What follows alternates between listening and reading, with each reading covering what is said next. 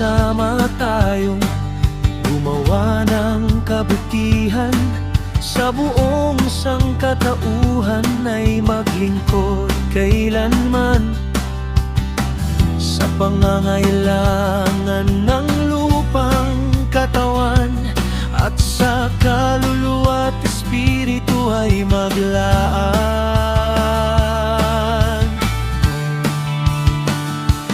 May pagtitis mang kaakibat ng paglilingkuran, may pagsusumikap sa bawat gawain at hirapan, magbigay ng pusong may wagas na kagandahang loob na alay, upang kabutihan ng Diyos sa lahat ay matanaw kailanman.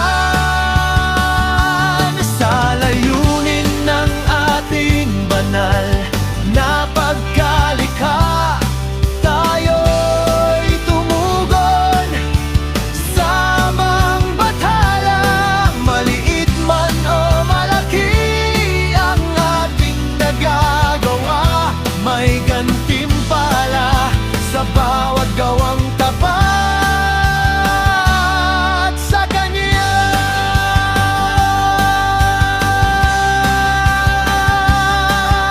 Sa bawat tungkulin, saan man italaga, sa lihim man o hayag na paglilingkod sa kapwa, ang bawat isa'y may bahagi't halaga na sa mata ng Diyos ay hindi